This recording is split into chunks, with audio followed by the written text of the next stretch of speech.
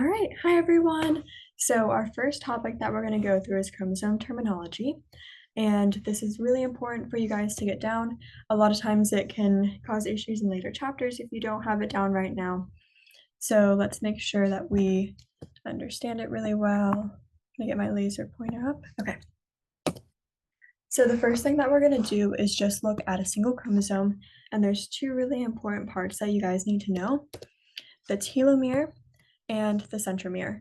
So with the telomere, this is going to be the tips of each chromosome or chromatid. So the way that you can remember that is that they both start with T. And if you look at this picture over here, it's every single end, whether it's just the one chromosome or the still one chromosome with two sister chromatids, it's going to be at the end every single time. And then your centromere is going to be in the center of each chromosome. And the way you can remember that is that they both start with that C, and that's going to be right here and right here. So the two sister chromatids are attached at one centromere. All right, so we're going to look at telomere a little more closely and then centromere a little more closely. So first, looking at telomere, we know it's the tips. And the way that you can think about this is that the telomeres are shoelace caps. So if you look at this picture right here, you'll see that the blue parts are the telomeres. And this is usually going to be just like really repetitive DNA that doesn't have any actual value for your genome. And then this red stuff is going to be your more important genetic information that we don't want to lose, because we'll say it codes for really, really important proteins that allow you to keep living. However, after every single cell division, your chromosomes are going to get a little bit shorter because they can't replicate everything. So the really nice thing about telomeres is that it'll get shorter every single time in the telomere section, and then every time we're not losing important genetic information, we're just losing some of those repeats. So we know that in shoelace caps, there's that plastic covering at the end of a shoelace, and that stops the shoelace from unraveling. So think about the telomeres as protecting the rest of your chromosome and keeping all the really important information safe. So now let's go ahead and look at the centromeres. So the centromere, we know it's in the center, and the centromere is really important because of the function that it has in mitosis. There's going to be something that binds to the centromere, and that's called the kinetochore. So in this picture right here, it's zoomed in, so it's a little hard to tell, but this entire purple part is going to be the chromosome, and this green part is the kinetochore. So I want you to think about the kinetochore as a hand that's holding, we'll say this, is your chromosome. So it's holding the chromosome. And obviously, if we have a hand, we need an arm. So I want you to think about these spindle microtubules as the arm.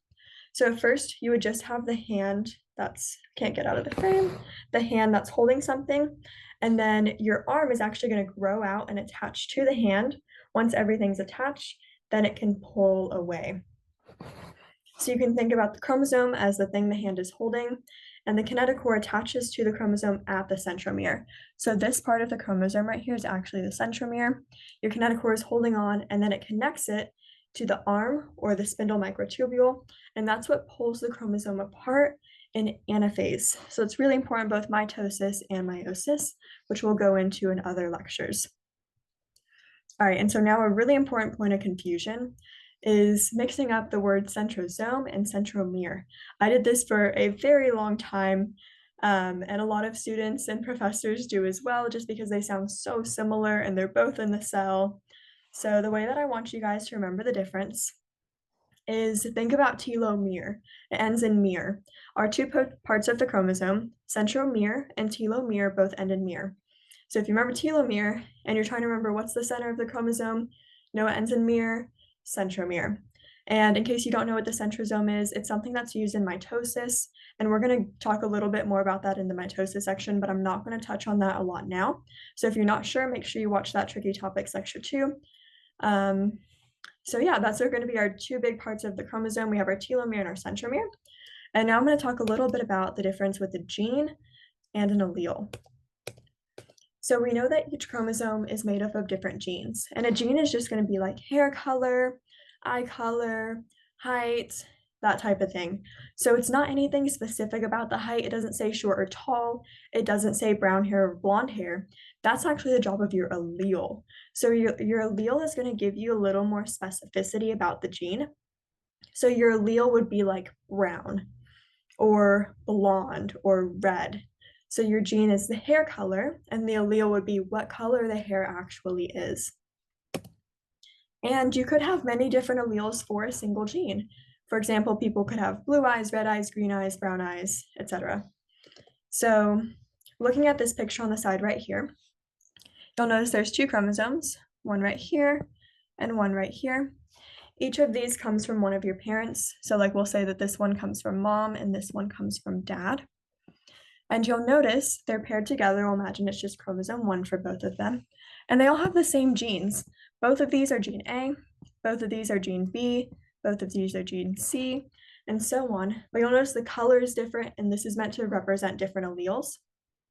So you get a hair color from both of your parents. Both of your parents are going to give you some sort of hair color. So they're giving you both, or they both give you a gene for hair color, but it's not necessarily the same alleles. You might get the brown hair allele from your mom and the blonde hair allele from your dad.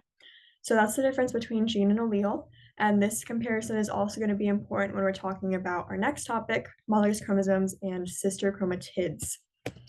So this is a very confusing topic for a lot of students, so really make sure that you take some time to understand this, make sure it makes sense, because it can be really easy to get tripped up on a question if homologous chromosomes and sister chromatids are both answer choices and you're not totally sure about the difference. So let's look at these. So our homologous chromosomes have the same type of information, aka the same genes, like they have hair color, but different versions of information, so they're gonna have different alleles. So looking at these homologous chromosomes right here in the blue and in the red, at the top we could say there's the hair color, and the bottom we'll say there's the eye color. So they have the same type of information, but the exact hair color, exact eye color might be different. And these genes, we're going to refer to them as siblings. And this will make a little more sense whenever we go to the next slide. Your sister chromatids, however, have the same type of information, so the same genes, and the same versions of the information. So they also have the same alleles. So if you look at just this blue X right here, each of these is one sister chromatid, and you'll notice they both look exactly identical to each other. So if this part right here was brown hair, this part would also be brown hair. If this was blue eyes, this would also be blue eyes. So they have the same gene and the same allele. And we're going to think about these as identical twins. And again, this comparison with siblings and identical twins is going to make a little more sense in a couple seconds. So let's zoom in on our homologous chromosomes and talk about that. And then we'll go over to our sister chromatids. We know that in humans, we have 46 chromosomes. 23 of these are going to come from mom, and then 23 are going to come from dad. And we know that chromosome 1 from mom and chromosome 1 from dad are going to pair up together because they have kind of the same type of information. So they can kind of see each other and notice, okay, we should probably be together. We both code for hair color and eye color. And obviously hair color could be coded for on many chromosomes. We're just going to imagine it's only on chromosome 1, and that's why they're paired together. Like in this picture right here, the chromosome 1s are right next to each other because they have that same type of information. But we do know that even though it's the same type of information, the same gene, the version can be different. So one might have brown hair, the other might have blonde hair. They're both hair color, but they're different versions of that. So let's keep going and looking at our analogy of homologous chromosomes as siblings. So we know that siblings carry the same type of information. And if you look at this little picture of the siblings right here, if they were just all to line up randomly in front of you, you could probably pick out who was siblings with each other based on what type of hair they have, how tall they are, and that type of stuff. So even though you can tell none of them look exactly the same, you can probably still pair them together based on some similar characteristics. And we know that they're not going to be identical because there might be different versions of things. Maybe one has blue eyes, the other has brown eyes, but they have the same eye shape, or one is more athletic and the other is more into the arts and different things like that. You know they're not exactly the same, but you can definitely put them together. You know they're siblings. You know there's some similarity there, some same type of information. So you can pair them up on their similar features, but you know they're not exactly the same. And if you happen to be in a mall and you saw a pair of siblings together, you probably wouldn't be like, oh, look, it's the siblings. You would say, oh, look, it's Bob and Billy. So you would refer to them each by their own name. And I want you to think about this as homologous chromosomes being their own chromosomes. Just like each sibling, you refer to them as their own name. As homologous chromosomes, it's 2 chromosomes, just like it's Bob and Billy. This analogy will make a little bit more sense when we talk about the opposite side with the sister chromatids. All right, so our sister chromatids, they're going to appear in synthesis phase of the cell cycle. This is when the DNA replicates. If that didn't make sense to you, make sure you watch the cell cycle tricky topic video. And they're going to be exact copies of each chromosome. So for example, in this pink one right here, each side is a sister chromatid. And then in the blue one, each side is a sister chromatid, the exact same information. And you can see that here with the letters. So these are both A's. So we know that that's gene A, but one is a capital A, dominant, and the other is a lowercase a, recessive. Same gene, different type between the pink and the blue. So that's homologous chromosomes. But then if you just look at the pink, it's gene A and it's the dominant A. So it's exactly the same. And with the blue, gene A and recessive A. So again, it's exactly the same. So in the synthesis phase, an exact copy of your mom chromosome 1 is made. So now we have 2 copies of mom chromosome 1 as 2 sister chromatids in 1 chromosome. And the same thing happens with your chromosome 1 from dad. You make an exact copy. So now let's talk about how sister chromatids are identical twins. So if you have a pair of identical twins, hopefully they like each other. And if they do, you've probably seen them referred to as being attached by the hip. So that's really helpful with our sister chromatids because we know whenever they're sister chromatids, they are physically attached together. So identical twins are attached by the hip. And a lot of times they might look or act exactly the same. I've definitely met identical twins that if you talk to them, they sound the same, they have the same tone, they talk exactly the same, they use the same words, and it can be really hard to tell them apart sometimes. And in our case with sister chromatids, you can't tell them apart at all. And I want you to think about our example at the mall again. If you were at the mall and you were to see a pair of identical twins out, you'd be like, oh, look, there's the twins. You probably wouldn't refer to them as their actual names. It's just, oh, it's the twins. So if they're together, you refer to them with one word. And if your sister chromatids are together, they're 1 chromosome. So compare that to our homologous chromosomes. They're their own name and their own chromosome. Our sister chromatids, they're 1 name, 1 chromosome. However, if you only saw one of them at the mall, you wouldn't be like, oh, it's one of the twins. You'd probably say, oh, there's Bob. So when they're separate, aka anaphase, now they are their own chromosome because they're not together anymore. All right. So now I'm going to go through a little drawing with you. Feel free to draw this out as well, just kind of touching again on what a homologous chromosome and sister chromatid is.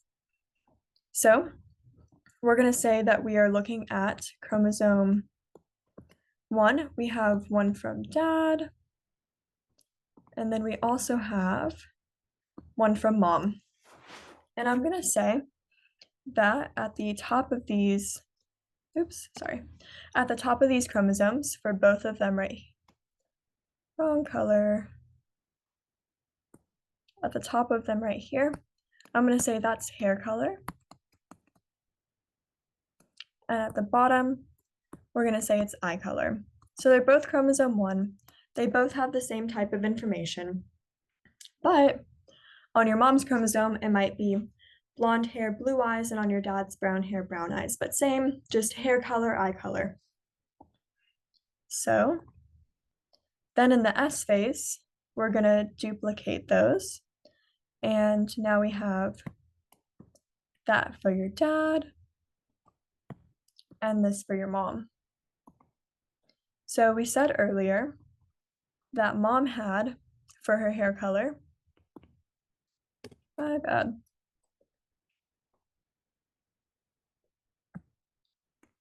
We said she had blonde hair color and blue eyes. And that dad's, both of him's are brown, so I'm just going to write it once. So now if you were to look down at the sister chromatids, each section right here at the top for both of mom's is now blonde hair. So your homologous chromosomes, the thing they have in color is their gene.